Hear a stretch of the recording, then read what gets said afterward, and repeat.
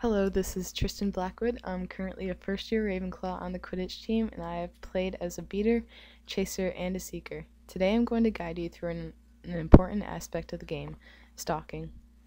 Beaters have to stalk, chasers have to stalk, and seekers have to stalk. It could be the difference between win or lose, so here are some tips to improve your stalking ability. So here we are, getting ready to stalk. Some little things to do beforehand. Make sure you go to the bathroom, because you don't want to be caught having to go to the bathroom in the middle of a snitch window or something like that, which I had to do today. And I was sitting there stalking for an hour and a half, so I decided to get up to go to the bathroom, which will take me, 5 seconds, and then I come back and the snitch posted. So that is a good example of why you should go to the bathroom beforehand, and why you should hold it until at least someone can stalk for you, or if like there's another seeker online that can seek too. So make sure you do that. Also, I have a DSL box that I like to refresh, and I turn it off, wait for 30 seconds to a minute, and then that refreshes it, and hopefully your internet is a bit faster and it won't slow down on you or anything like that.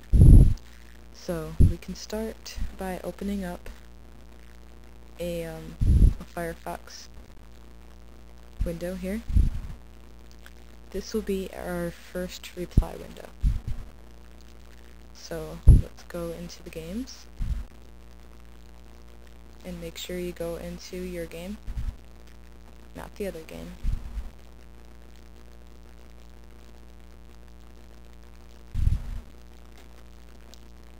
So here we are. When my computer's not going slow. And let's set up a reply. And right here I already have a post set up in Microsoft Word, so make sure you have Word open, and make sure you have a post already set up here.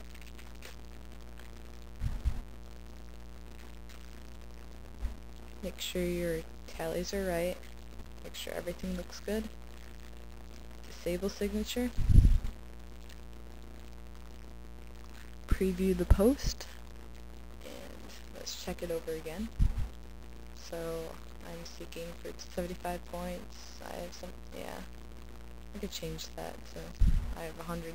I just used random numbers. I'm not actually going to post it or anything. So that looks about right. No signature, no anything. Add reply button is right there. Let's make the screen a little bit smaller with the add reply in view. And let's open up another one. This will be our second reply window.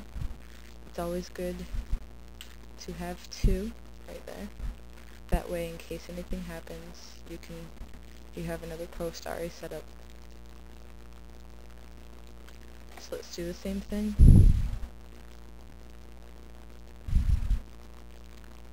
Let's add a reply, and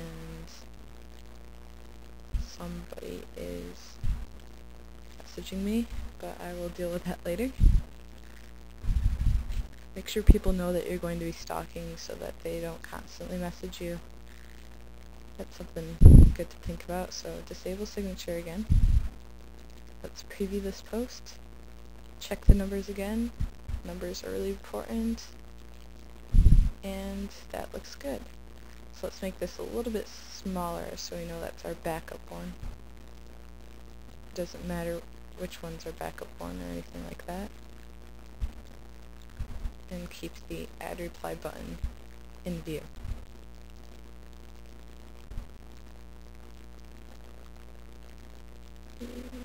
Wherever that, there we go. Keep the add reply button. Okay, now we're going to open another one. And this will be our stalking window. this is the one that we have to refresh multiple times. So here's our game. An important thing to remember is to make sure the scroll bar over here is all the way up. That way it won't take time to refresh. See, I'll show you. If you refresh halfway down the page, it'll take just that extra little second that you might need to go back down to half the page. So make sure it's all the way up. Make sure you can see both games in view. And remember what reply number you have in the last action in your game. So you know what to look for.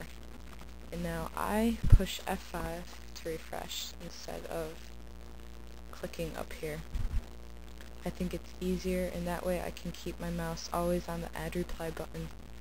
So I can push F5 and add reply pretty quickly in case something happens in the game. So you do this over and over. Make sure you don't get distracted. If you have aim up, make sure you hide the windows right here. If you don't, people can IM you and they'll pop up and they'll just screw you up. So make sure this window is always on top. That way when you push add reply, or not when you push add reply, when you push F5, then it'll refresh that window right there.